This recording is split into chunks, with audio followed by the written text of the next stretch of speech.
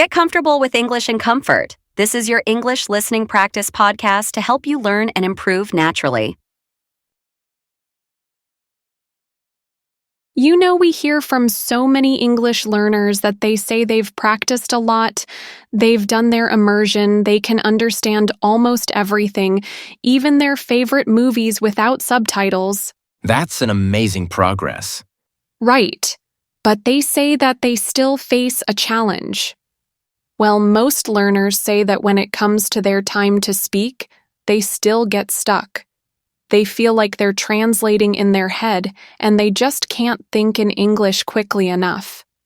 Ah, yes, that moment when you have to be quick in a conversation, and your brain just stops or tries to go through your native language first. It's a real struggle. It's that moment between understanding and speaking that can feel so difficult. We want to help you bridge that gap and start thinking directly in English. By the way, I'm Liam. And I'm Emily. This is English in Comfort, the place where you can learn English while you relax, lie down, or even while you sleep. No pressure, no stress, just real English. Today, we're going to share practical tips and things you can do on how to think in English and truly improve your fluency, especially during conversations and those moments where you have to be quick.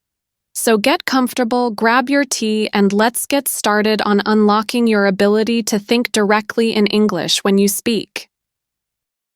Okay, let's dive into our first secret for helping your brain start thinking directly in English.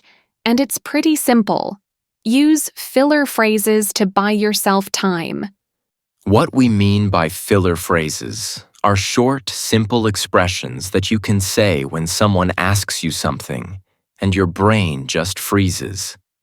Instead of going completely silent, these phrases give you a few extra seconds. Yes, because silence can feel uncomfortable, both for you and the person you're talking to. These phrases help keep the conversation flowing while your brain is working on its answer in English.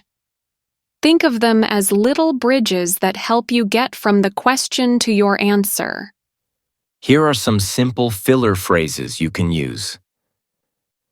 Let me think. That's a good question.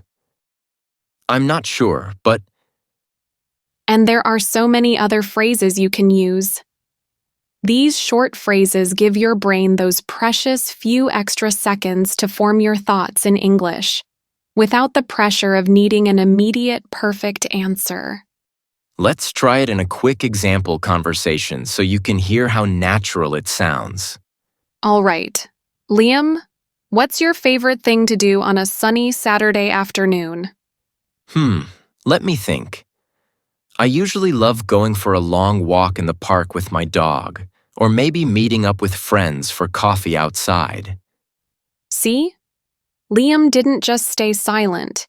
He used "let me think" to buy himself a moment, and then he was able to answer smoothly in English. It really works. It takes away that pressure to answer instantly and gives your brain a chance to connect your thoughts directly in English. Now let's talk about the other really important and useful tip for thinking more quickly in English. The second tip is, stick to what you can say.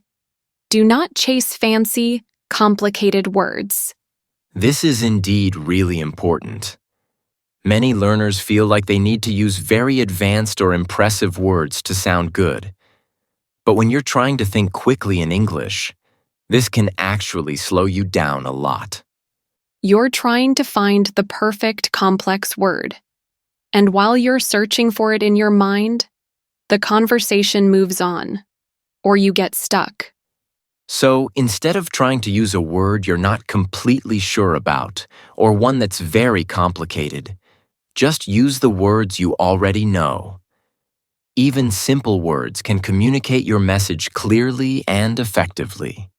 For example, imagine you want to say something like, "The experience was overwhelming but rewarding." But in that moment, under pressure, those specific words just don't come to your mind. Instead of getting stuck, just say what you can say with the words you know. It was hard, but I liked it. See? It's simple, it's clear, and the other person understands you perfectly. Or maybe you want to say, the new policy is arbitrary. We learned that word in another episode, remember? But if you can't recall arbitrary quickly, just say, the new policy seems unfair with no clear reason. That's right. Sometimes simple and short answers are better. They help you keep the conversation flowing, and they allow your brain to build confidence in using English directly, without overthinking. Let's try a quick example conversation. Liam, how was your first week at your new job? It was a lot of information, and it was a bit difficult, but I learned a lot. See how Liam used simple words to clearly express his thoughts? He didn't chase fancy vocabulary, and it sounded perfectly natural. So focus on getting your message across using the words you already have. The goal is to communicate, not to use every difficult word you know. The third tip is think in ideas, not full sentences. This is also a big one. Many learners try to build a perfect, grammatically correct full sentence in their head before they even open their mouth to speak. And what happens then? They get stuck. Their brain is trying to put all the words in the right order, remember all the grammar rules, and it takes too much time. Exactly. So instead of trying to prepare a whole perfect sentence, just focus on the main ideas or key words you want to express. Then, let the words follow naturally as you speak. It's like your brain is collecting keywords and then your mouth just puts them into simple English. For example, imagine someone asks you about your weekend and you're feeling tired because you had a lot of work. In your head, don't try to form the perfect sentence like, my weekend was quite exhausting because I had an excessive amount of tasks to complete. That's way too much pressure. Instead, just think of the main ideas like weekend, tired, too much work. And then let your words come out simply like, my weekend? I was tired. I had too much work. See how much easier and faster that is? It's more natural, and it helps you stay in English. You're not translating a long sentence from your native language. You're just taking simple ideas and expressing them directly. Let's try it with another example. Okay, if someone asked you, what are you planning for your next vacation? What ideas would you think? And then what would you say simply? Okay, my ideas would be beach, relax, no plans. And then I would say, my next vacation? I want to go to the beach. Just relax. No big plans. Nice. So try this next time you need to speak quickly. Don't build full sentences in your head. Just focus on the main ideas and let the English words come out naturally. All right, for our fourth secret, we're going to talk about a very powerful way to keep your brain focused only on English, which is visualize instead of translate. What do we mean by this? Well, when you're speaking, try to see what you're talking about in your mind, like a picture, instead of trying to translate the words from your native language. That's right.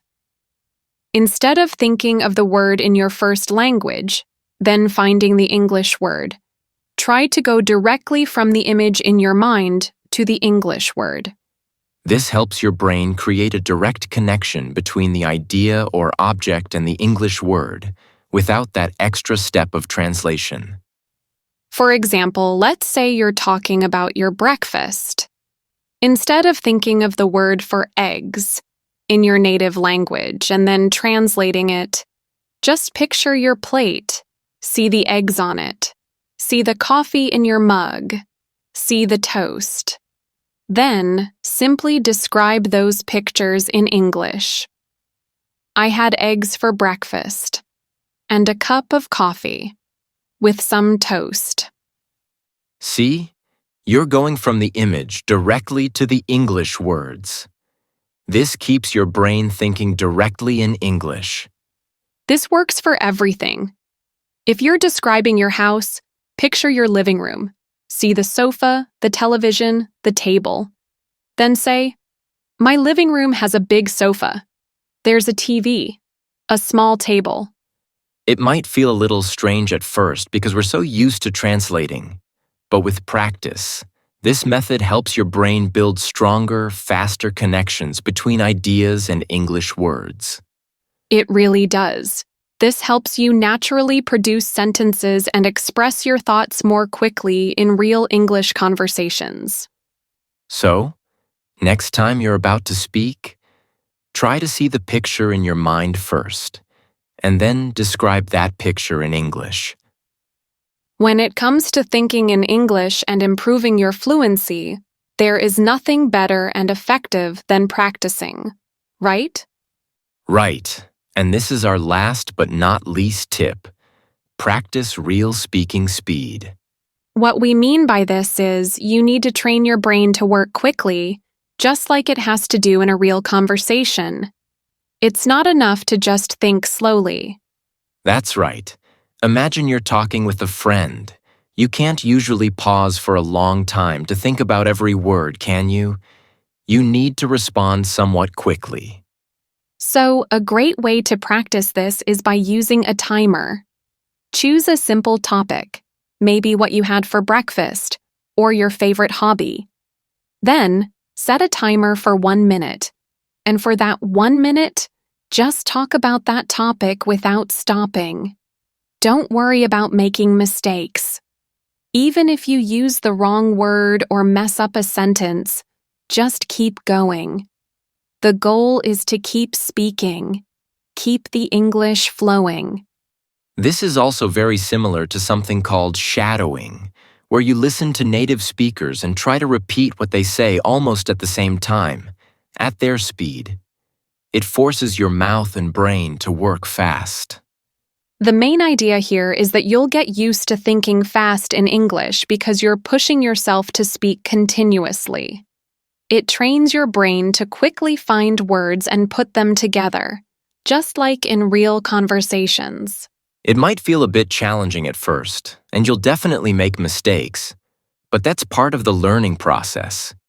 The more you push yourself to speak at a more natural speed, the faster your brain will learn to keep up. So, grab a timer, pick a topic, and challenge yourself to speak for 1 minute without stopping. You'll be amazed at how quickly your ability to think fast in English improves. Why don't we start practice right now? Let's put it all into action. We'll try to use some of these tips naturally so you can hear how it sounds and how you can apply them in your own everyday English conversation. As you listen, try to notice how we might pause briefly, use simple language, or perhaps break down our thoughts into ideas rather than perfect sentences. Remember, this is about sounding natural, not perfect. So, Emily, what did you do today? Let me think. I went to the park, I walked my dog, then I worked on the computer. Oh, that sounds like a busy day. Do you like coffee or tea more? That's a good question. I like coffee. I drink it every morning. It helps me wake up. Yes, coffee is very helpful in the morning. Emily, can you tell me about your house? My house? It has 3 rooms, a kitchen, a bedroom, and a living room. It's not very big, but it's comfortable. I like it. Sounds nice and cozy. What are your plans for the weekend? I'm not sure, but maybe I will read a book or watch a movie. I want to relax. Sounds like a good plan for relaxing. See how just a little pause, a simple phrase, or focusing on the main idea can help you respond more smoothly. Now, it's your turn to practice speaking. Try answering the same questions we just answered. This will help you practice thinking and speaking directly in English, just like we discussed. Practice speaking aloud. You can pause the audio after each question if you need a moment to think. And remember our tips. What did you do today? Do you like coffee or tea more? Can you tell me about your house? What are your plans for the weekend? Excellent work, everyone. The more you practice speaking out loud, the more natural it will feel to think directly in English. Keep practicing these techniques in your daily life and you'll definitely see your English fluency improve. That brings us to the end of our episode on how to think in English and improve your fluency. We've explored some really practical secrets today. We truly hope these strategies help you bridge that gap between understanding English and speaking it fluently. The more you apply these tips, the more natural and quick your English conversation will become. We'd love to hear how these tips work for you. Did you try practicing the questions we gave? What's your biggest takeaway from today's episode? Tell us in the comments below. For more practical English listening and speaking practice, useful everyday English phrases, and exciting ways to boost your English fluency, make sure you subscribe to English in Comfort wherever you listen to podcasts. Thank you for letting us be a part of your learning. Keep practicing, keep improving, and take care, everyone.